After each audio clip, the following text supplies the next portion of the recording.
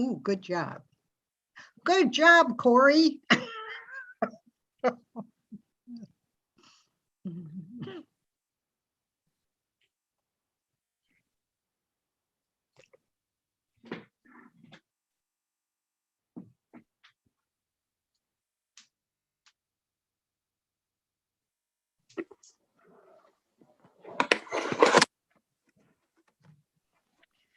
All right, I'm going for tea.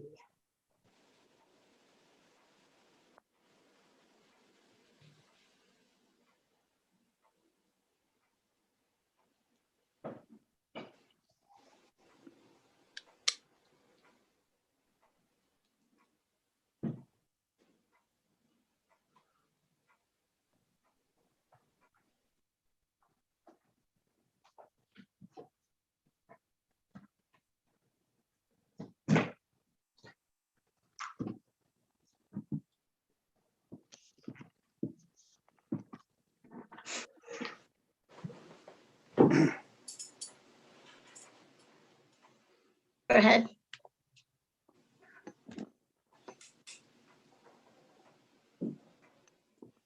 Hi, Fred, is it raining?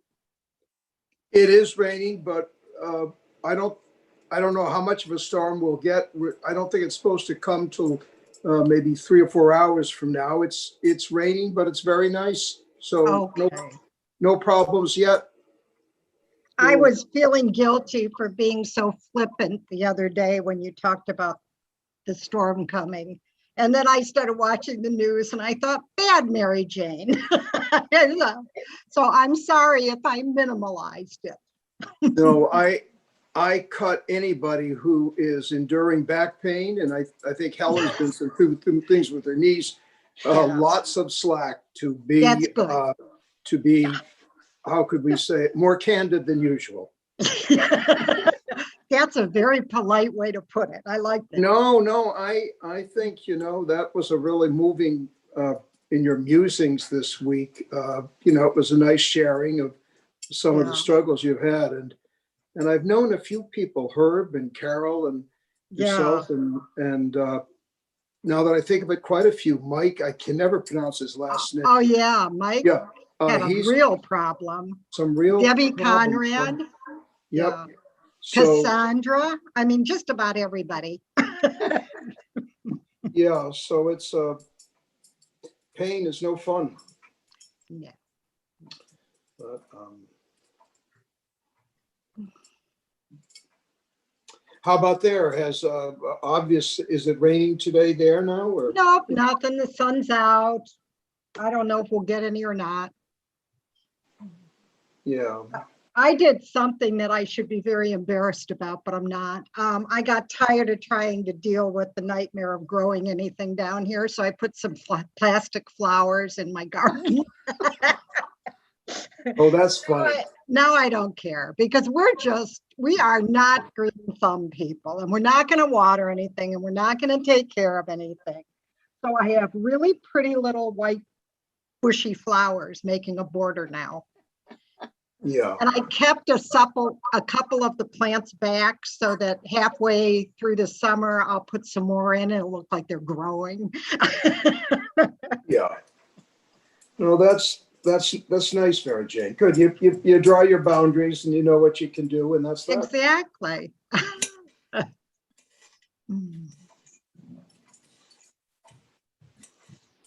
Good morning, all. Good morning, Rob. Good morning, Roxanne. Roxanne.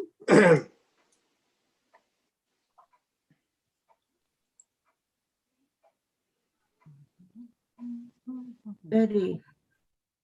Whoops, Herb just showed up. Are you there? Yes, don't say anything nasty right now, huh? When do I start eating? Oh, let's see, that would be right now. Now that you put something in your mouth, I recognize you. Good morning, Herb. Oh my God. The true UU spirit coming through. Never said I was a perfect UU. Well, no harm in that. Hi, Herb. Hello, Hi, Helen. Betty. How's your knee, Helen? Oh, my knee is doing quite well, thank you. Good. Very glad. Couple of I can't bend my leg backwards as much as they want me to. I'm like at 101 or 2, and they want me up to 115. Yeah. So I don't know. I keep doing that couple of exercises. You sit on the edge of the chair and push.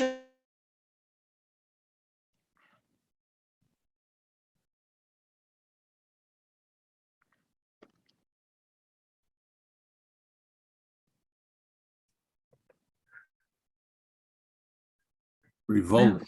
Not I time did to- that. My bad. I just muted everybody. Fine, thank you. But Helen, patience, girl. That's all I can tell you. Having been there, patience. It will happen. If you keep working it, it will happen. You're muted again, Helen. I did that by mistake and I muted know. everybody. Okay. So you'll all have to unmute yourselves. Let it be known. And I will stop playing with my keyboard. You know, I should really pick up my knitting. Speaking of muting, years ago when Dorothy was teaching, she was playing a CD this is to second graders to show something about music. She was a music teacher. They were getting quite loud and boisterous about something, and Dorothy was getting very frustrated. And without thinking, she grabbed the remote. I'm not making this up. She grabbed the remote, pointed it at the kids, and hit the mute button. And then, do you remember that, dear? I do. And then I started laughing. The kids didn't the kids didn't get it. The kids didn't Yeah. understand why that wasn't that funny?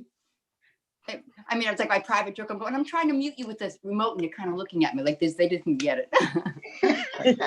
Didn't work either. I would have liked it very much because I have been known to try and mute Miles. So the same way. You have to use the sock, and then you say, put a sock in it, you know? Oh, yeah. Yeah, that's right.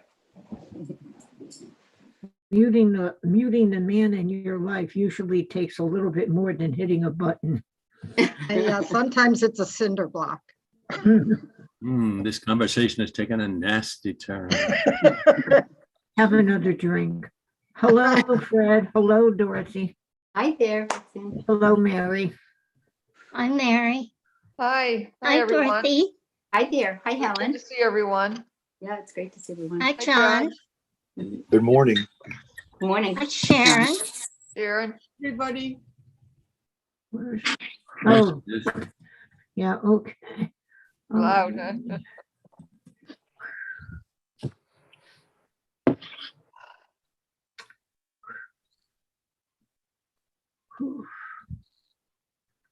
Fred and Dorothy, good morning. Good morning.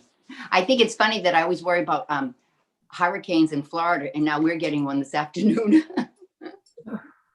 Are you you're in Massachusetts? Are you? Yes.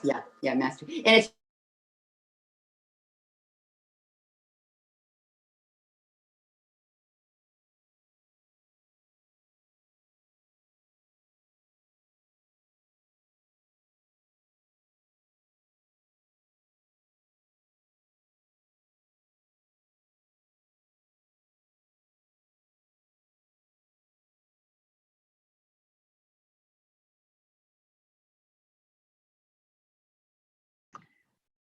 Not me that time.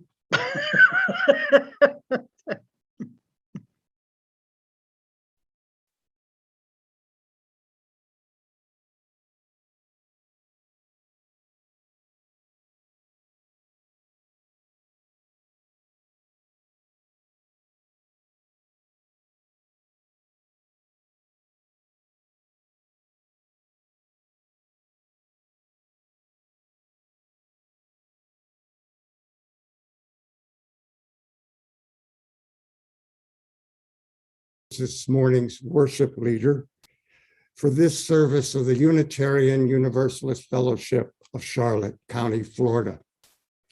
This service is being broadcast via Zoom and YouTube.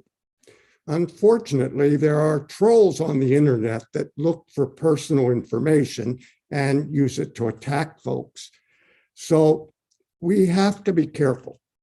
Consequently, the communication committee has asked us to use first names only unless we gain permission from the individual to use his or her name. I wish to express my gratitude to technology wizards Corey, Tom, Sue, and Sharon. Also, a big thank you to our musicians, Janet and Kim. I also need to remind you of a couple simple procedures that will help the broadcast run smoothly. We will use the chat feature for the introduction of new folks only. Otherwise, remain muted throughout the rest of the service, even when singing, but please do sing. Please have a chalice or candle available for our chalice lighting ritual. If you are new to UUFCC, please say hello in the chat feature at this time, and then stick around after the service for a Zoom social gathering. To learn more about the fellowship, you can email Mary Jane at our office. It's uufcc.org, or check out the website or call the office. We are glad that you are with us this morning. And now Janet and Kim will play this morning's prelude. The Water is Wide, a traditional folk tune arranged by Robert D. Vandell.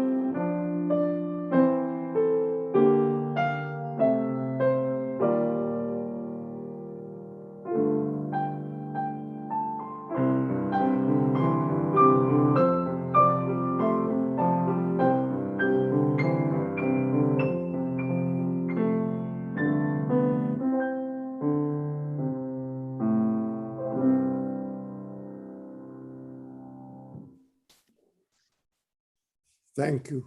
It's such a gift to listen to live music. This morning's chalice lighting words are by Deborah Falk. A chalice lit in our midst is a symbol of our liberal faith, a faith built on the foundations of freedom, reason, and welcome. And the faith is sustained by acts of kindness and justice, a faith that envisions a world flourishing with equality for all people, a faith that demands the living out of goodness, a faith that requires thoughtfulness, a faith of wholeness. This tiny flame is the symbol of the spark of all this within each of us. As Tom lights the chalice here in the sanctuary, please join me in the recitation of our affirmation. Love is the spirit of this fellowship, and service is its law. This is our aspiration, to dwell together in peace, to seek truth in love, and to help one another. Now, please light your chalices at home.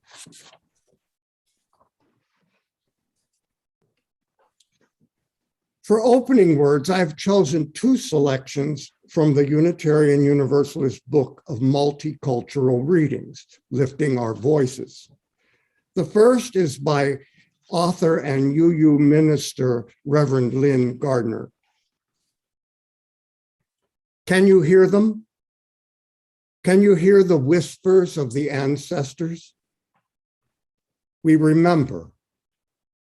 Their stories are in these walls, in our bones, in the air we breathe. Their stories are in the touch of a calloused hand, in the melody of songs that we hum while washing dishes, in remembering faces. We hear the whispers of our ancestors, how their stories touch our lives and call us into becoming. The second reading is from the famous author Alice Walker. To acknowledge our ancestors, we are aware that we did not make ourselves, that the line stretches all the way back, perhaps to God or to gods. We remember them because it is an easy thing to forget that we are not the first to suffer, rebel, fight, love, and die. The grace which we embrace life in spite of the pain, the sorrows, is always a measure of what has gone on before. We have a long tradition at UUFCC of sharing joys, sorrows, life milestones by entering them into a book of life. Because of the pandemic, we have modified this tradition.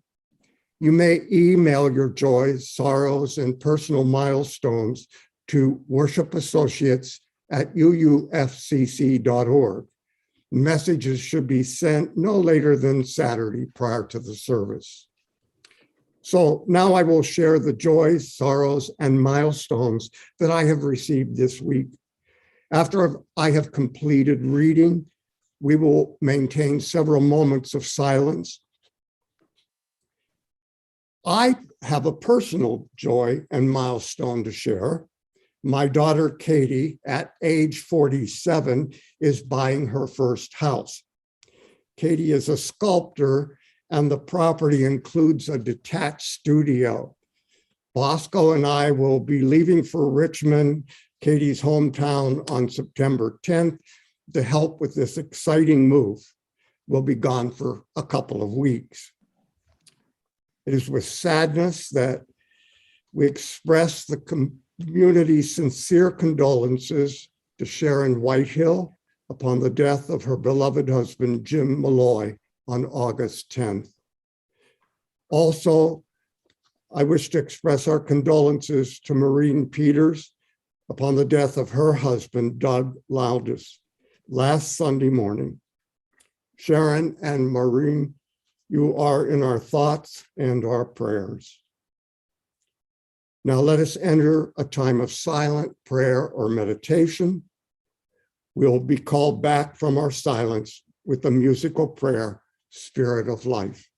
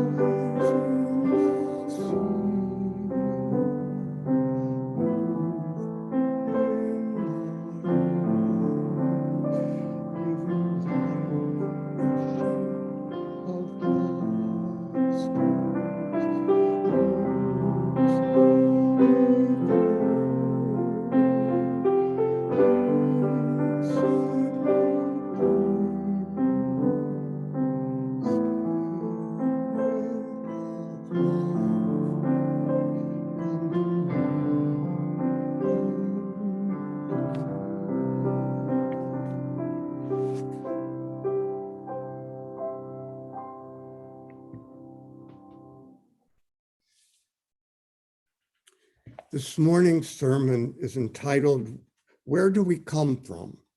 And it's a story about our founder, Lucille Hake. I'm sure that we all have had the experience of hosting a tune, a jingle or rhyme in our minds that we repeat, seemingly without control, over and over again. The round, Where Did We Come From, has been recycling in my brain for at least a month. Most of you are familiar with this song.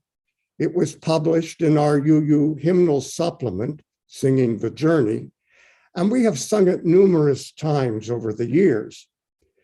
The original words were written by Paul Gauguin, the famous French post-impressionist artist and sculptor, and set to music by Brian Tate. Now, if you promise to help me, we will sing it together. Each line is repeated, so I will sing the first, and then you will echo what you hear. Don't be afraid. Pretend you're in the shower, and I'm counting on you. May I have an S, please? Where do we come from? What are we? Where are we going?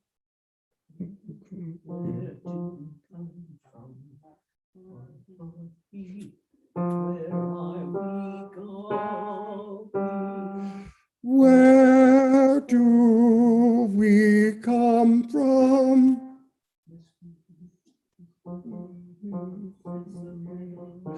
Mystery, mystery. Life is a riddle and a mystery.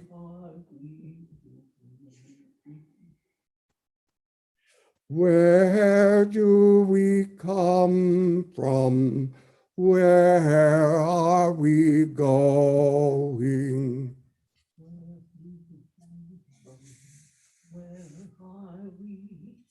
Where are we going? So this morning, I'm going to attempt to answer, where did we come from within the context of this community, the Unitarian Universalist Fellowship of Charlotte County, Florida.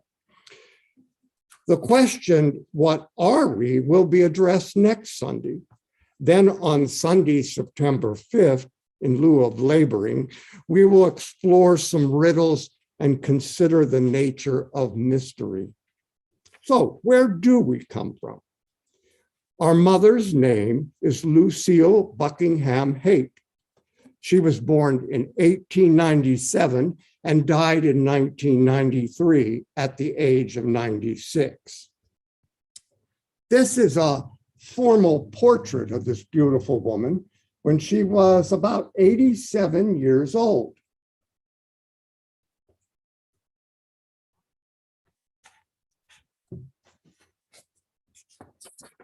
Before I begin Lucille Hake's biography, I will share some thoughts that occurred while I was wondering, why would a 71-year-old woman want to create a Unitarian Universalist fellowship in a very conservative community of Southwest Florida, Port Charlotte, in 1968?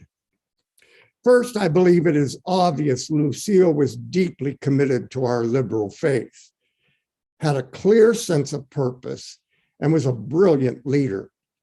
It is also clear that she loved people.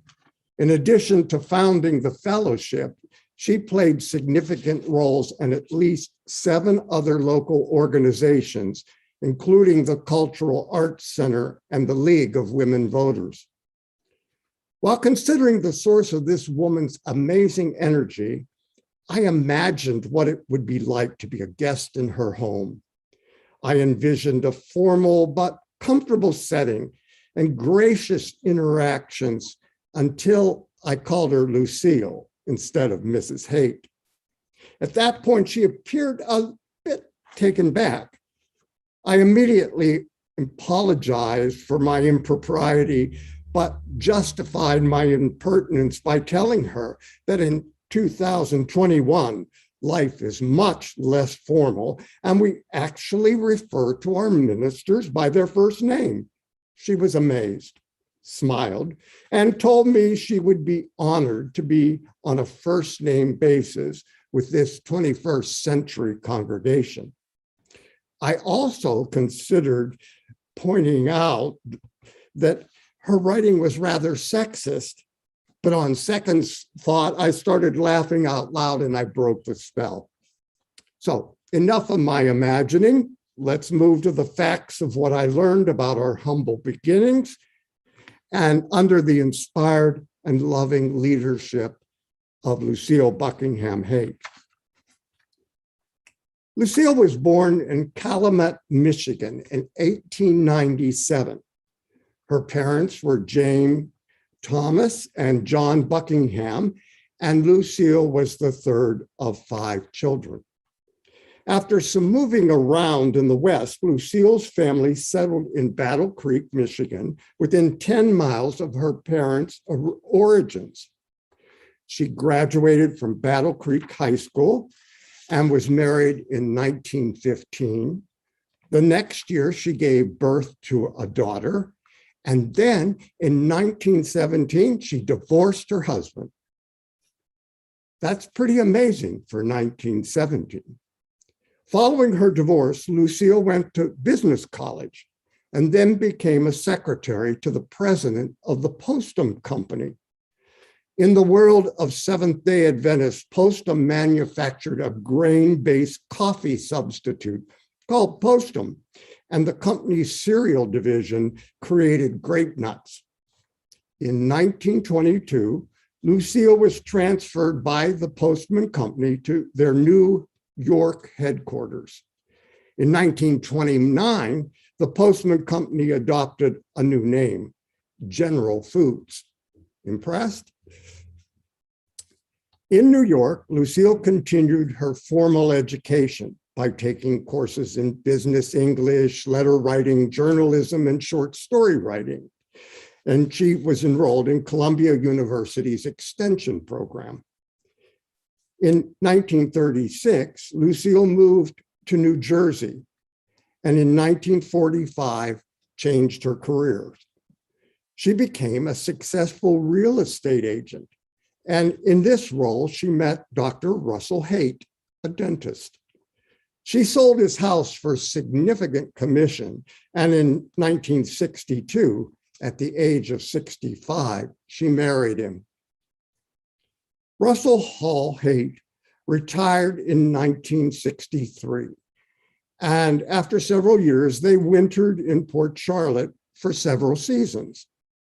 Then in the spring of 1968, the couple purchased a home at 1345 Claiborne Circle in Port Charlotte. I believe Lucille's intentions to create a Unitarian Universalist fellowship arrived before the moving van. The following quotes are from a letter she wrote to Reverend Todd Taylor, minister of the Unitarian Universalist Church of Sarasota, describing the frustrations she experienced during her first efforts to create a fellowship. And I quote, "When my husband and I decided we wanted to live in Port Charlotte, we knew there was no Unitarian Universalist church nearer than Fort Myers, which is 30 miles south. The next nearest was in Sarasota, 40 miles north. But we had spent 2 winters here previously and felt that this area offered so many other advantages, it was worth trying to organize a fellowship here." Charlotte is one of the smaller counties in Florida, population some 30,000 odd, and is about 35% retired people. I will interrupt Lucille's words so I can interject an update. The current population of Charlotte County is almost 200,000, and over 40% of us are over 65, and just 12% are under 18. Now, back to Lucille's words. Many of these retired people are living on Social Security only, but some have government and other pensions, and of course, income from investments. We've never been able to figure out the proportions who have very limited income and those who are well off. There seems to be plenty of both. The industry here is retirement and winter visitors, and the remaining 65% of the population service the retirees, the visitors, and each other. There are about 2,000 children of school age. To update this, I found that in 1974, a more specific breakdown of Charlotte County's population distribution. South of the Peace River, there were 15,300 people. Among those were 9 UUs. North of the Peace River, there were 22,100 people and 45 UUs. In the Inglewood Rotunda area, there were 10,200 people and 2 UUs. Now back to Lucille's letter to Reverend Taylor. This abnormal population breakdown makes for unusual conditions. Everybody here is from somewhere else. There aren't any natives. There are literally dozens of clubs, however, political, veterans, all service clubs, telephone pioneers, railroad workers, teachers, fish and game, boating and cards and shuffleboard. And all the states have a club, Massachusetts, Ohio, New York. And just in case they missed any state, there is an all states club. As soon as we were settled in our new house in the summer of 1968, I started to prepare letters to these clubs. I wrote more than 50 in all, each an original and on my own letterhead. I asked that the letter be read at the next meeting of the club and simply stated that we were going to try and form a Unitarian Universalist fellowship. And anyone interested should get in touch with us giving phone number and address. These letters were all mailed in October. The return was not worth the effort. There were only 2 responses, and one had Unitarian mixed up with Unity. About this time, I had word that the Reverend C.G. Hoffman was intending to be in this area in November, and I typed announcements to that effect on 3x5 cards and placed them in laundromats and restaurants in the American Legion building, the post office, bowling alleys, and any place else I could find a bulletin board. Unfortunately, Lucille must have assumed that I would know who the Reverend C.G. Hoffman was, but I didn't. But I found him in a UUA article entitled Unitarian Universalist Ministers of the Deep South by Gordon Gibson. Cliff Hoffman was the American Unitarian Association regional director of an area stretching from Dallas, Texas to Richmond, Virginia. And after the merger in 1961, he nurtured and supported generations of ministers across the area. No wonder Lucille was so excited. But once again, she was disappointed. I'm returning to her letter to Reverend Taylor. I got a few calls from these, but later had to cancel the tentative meeting and was notified that Mr. Hoffman would be unable to come. Obviously, November of 1968 was a frustrating month for Lucille Hake. In addition to her failed efforts to create a Unitarian Universalist fellowship, Richard Milhouse Nixon was elected president of the United States. But Lucille persisted. She was obviously a very determined and patient woman. During December of 1968, she once again communicated with Reverend Todd Taylor, the minister in Sarasota. She convinced him to speak at a meeting of potential members at her home on January 9th, 1969. Again, Lucille posted announcements all over town and submitted articles which were published in the Fort Myers and local newspapers. According to her notes, 11 folks attended this first meeting of the Unitarian Universalist Fellowship of Port Charlotte. The second meeting was held at the public meeting room of the First Federal Building on February 13th, 1969. Speakers were Reverend Taylor and Dr. and Mrs. Hobart from the Fort Myers Unitarian Universalist Church. 17 additional people attended, and a steering committee was established with Lucille serving as chair and head of finance and publicity. Following the second meeting, Lucille was faced with 3 major challenges: scheduling, finding an appropriate meeting space, and engaging a speaker. She found available free space at the General Corporation's Yacht Club house, but the preferred times were already booked. Compromising on the ideal time, the fellowship agreed to meet on Sunday afternoons at 4 p.m. They met at the clubhouse twice in March and April, 3 times in May, and twice in June.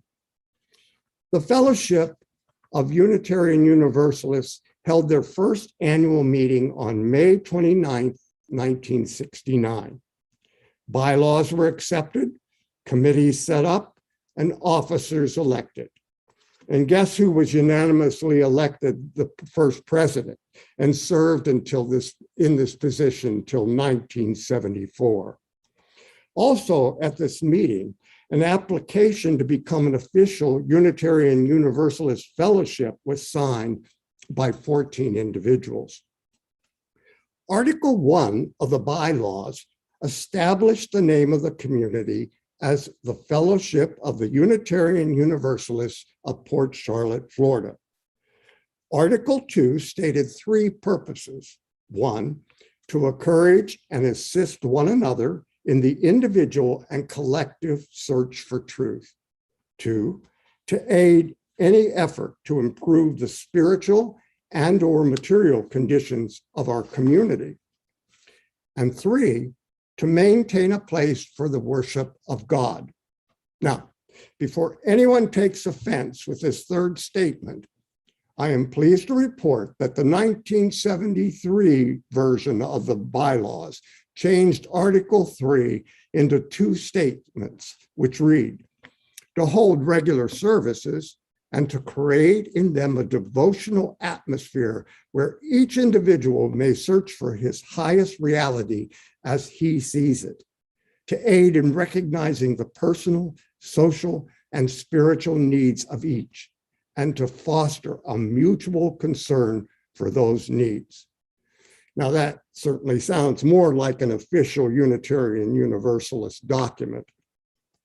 Article 4 of the original bylaws stated that anyone is welcome who is free of his free will and accord signs the membership book and contributes by pledge to the maintenance of the fellowship. I couldn't find a financial report from this meeting, but notes from a steering committee meeting in 1969 indicated that the Fellowship of Unitarian Universalists of Port Charlotte had a grand total of $25.45. The first annual report from an elected treasurer was created by Paul Baldwin and presented at the annual meeting on May 31st, 1971. The fellowship had ended up 1970 with $159.61. During 1971, they collected $1,030.36 and spent $431.03. As of May 31st, 1971, the fellowship had $599.33 in a savings account, which earned $2.37 in interest. In early August of 1969, Lucille B. Hake received an official letter from Raymond G. Hawkins of the Unitarian Universalist Association. The letter stated that at the July 13th meeting of the association's Board of Trustees, it was voted unanimously to approve the application and receive into membership the Unitarian Universalist Fellowship of Port Charlotte, Florida. The 17 founding members were Edward and Stella Littlefield, Lydia Ann Kennedy, Hilding and Olga Larson, Lucille and Russell Hake, Paul and Helena Baldwin, Homer and Joyce McUmber, Herbert and Grace Bertram, Charlotte L. Huber, Esther Strauss, Dawn Sutherland, and William Windsor. At this point in my remarks, I will pose a simple but sincere question. Shouldn't these ancestors be included in our memorial paver peace garden? Although the fellowship did not meet in July and August of 1969, a very fortunate event occurred that summer. Russell Hake met up with his childhood friend, Colonel Abraham Golden. Colonel Golden was a prominent leader in the local Jewish community. They had recently built Temple Shalom at the corner of Utica Avenue and Sherwood Road. When Russell shared his and Lucille's efforts and challenges establishing a Unitarian Universalist fellowship here in Port Charlotte, Colonel Golden immediately offered the fellowship space at the temple without charge. When Russell momentarily hesitated to accept such an extravagant gift, Colonel Golden responded by saying, "Why not? We don't use it on Sundays." Then Colonel Golden shared a story. Before the Jewish congregation had enough members and money to build, the Presbyterian Church provided space for them on Friday nights. And when the Presbyterians further expanded their facilities, a Star of David was tiled into the floor of one of the largest Sunday school rooms in their honor. So members of the Temple Shalom emptied several cabinets in the kitchen, and the Fellowship of Unitarian Universalists of Port Charlotte started having 10 a.m. services in the temple on September 1969. This arrangement lasted for 10 years. Now, despite Colonel Golden's insistence that we save our money for our own building fund, we did pay the temple $10 per month. Unitarian Universalists are a proud people. From a narrative written by Lucille, I learned that by April of 1971, the fellowship had grown to 30 members and the average attendance was in the mid-40s. Services followed a standard format, which included 15 minutes of music played on a portable record player prior to the service. Then a greeting followed by welcoming guests and announcements. Lucille did this introductory part. Next, a volunteer would do a short reading followed by a responsive reading that came from old donated hymnals. Next on the agenda was a prepared talk or sermon by a member, an invited clergyman, or an agency representative. Following the presentation, folks would meet for coffee and socializing. Lucille reported that services were significantly improved when she hired a recently retired Presbyterian minister, Dr. H. Richard Ramison. She hired him to speak twice per month. He had been the senior minister at All Students Presbyterian Church at Purdue University for 20 years. Lucille would have had Dr. Ramison preach every week, but apparently the fellowship couldn't afford more than 2 Sundays. He charged $10 a service. Also, reading between the lines, I have deduced that there were some folks who were not enthusiastic about having a Presbyterian minister consistently leading their UU services. Again, quoting Lucille, "We are a loose organization, but the major decisions are to be made on the basis of the wishes of the majority. And a large majority of this group are pleased with the decision we made 2 months ago to retain the help of Dr. Ramison." While it is very clear that Lucille Hake was a brilliant leader, a visionary, she didn't seem to be much of a preacher. Despite hours of research into our archives, I found only 1 page of remarks that provided clear insight into her beliefs. First, she self-identified as an agnostic and a humanist, and had no interest in creeds and dogma. However, she didn't seem to have a problem using the God word. She wrote, quote, "We form personal beliefs in light of experience with an open mind for new truths. Unitarianism is a long life quest. A guiding principle of the Unitarianism is the use of reason, as well as freedom of individual belief. The other generally accepted principle is tolerance for the belief of others." Based on the solid foundation that Lucille Hake created, the Fellowship of Unitarian Universalists of Port Charlotte grew, changed its name to the Unitarian Universalist Fellowship of Charlotte County, and in 1977, purchased 1.8 acres. Then on June 22nd, 1983, with shovel in hand, Lucille broke the ground in order to start construction on our building. There is so much more that I could share. There was a prolonged battle with Charlotte County over an ordinance that required churches have at least 2 acres in order to build. During construction, the roof collapsed. there wasn't enough money to complete the sanctuary until Howard Rapp volunteered to serve as a general contractor. His gift freed up $20,000 that then was used to build the bridge over Snapper Creek. He also built this pulpit from construction leftovers.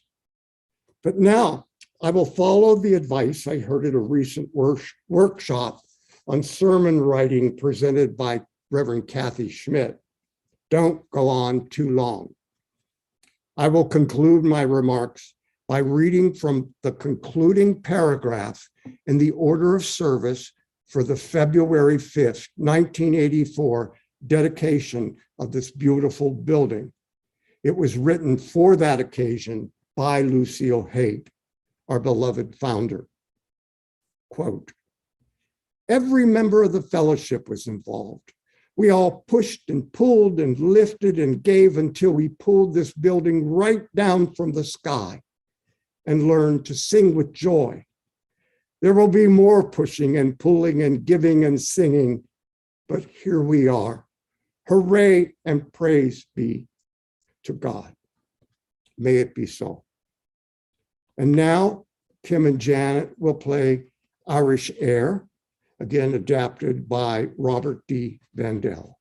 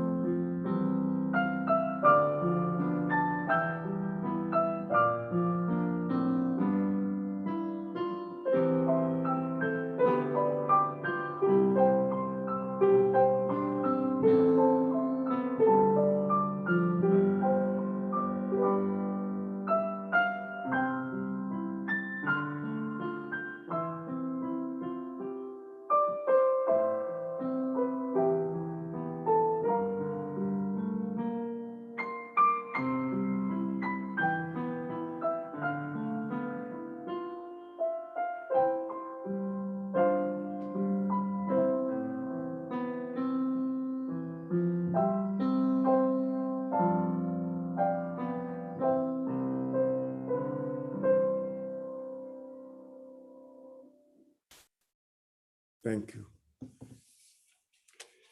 The offering is a sacrament of the Free Church. It is supported by the generosity of all who join with us. There are several ways that you can give. You can mail checks to the office, drop them in our mailbox, or call the office to make other arrangements. We are also equipped to accept donations through the Venmo app. Payments through this app should be made to UUFCC offering. If you would like your donation to apply to anything other than the operating fund, like our second helping, for example, please indicate your intentions in the checks memo line. Our second helping continues to support the Harry Chapin Food Bank and 2 local food pantries, Chaps and Meals on Wheels. Your generosity is always appreciated. And if you are with us for the first time, do not feel obligated to give today. You are our guests. And now it's time to highlight the life of our community.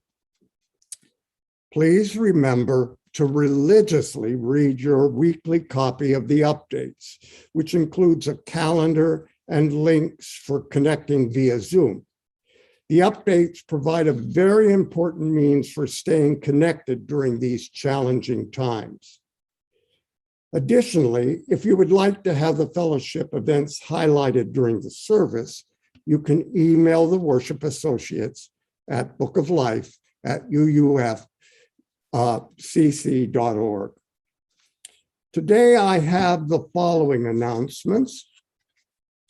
The Program Council will hold a meeting this coming Tuesday, August 24th at 11:30 a.m. During this meeting, we will consider information that will be included in next week's service. So it's very important that all the committees be represented. Then on Thursday, August 26th at 4 p.m., there will be a Zoom meeting to learn about and discuss the proposal that Unitarian Universalist about the proposal for the Unitarian Universalist Association's 8th principle. Direct questions to Ted Zaleskowski and check the updates for the Zoom address. On Saturday, August 28th at 2 p.m., our Board of Trustees will host a virtual town meeting on the status of our relationship with our former minister, Dr. Dan Lambert. Again, this is a Zoom meeting and the link is in the updates.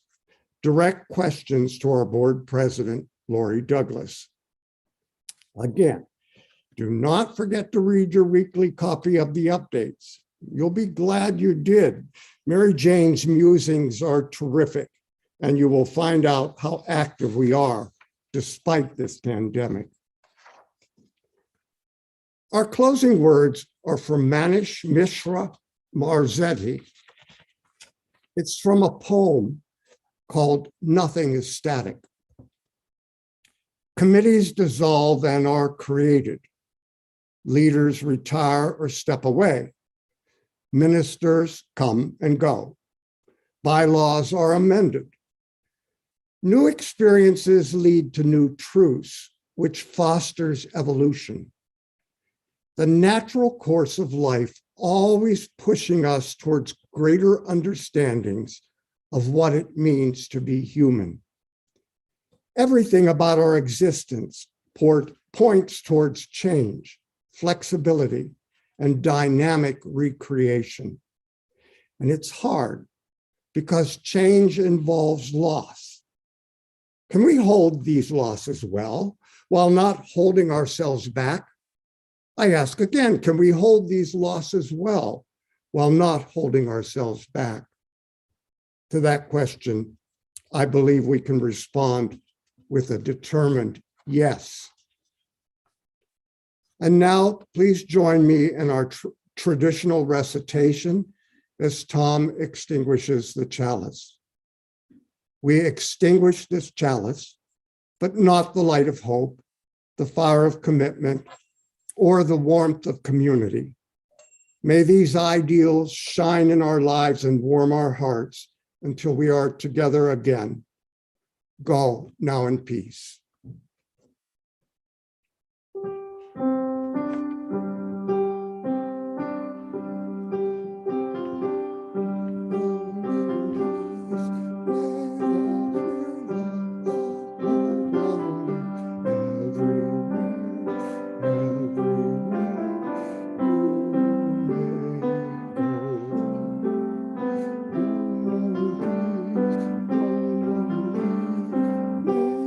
Peace.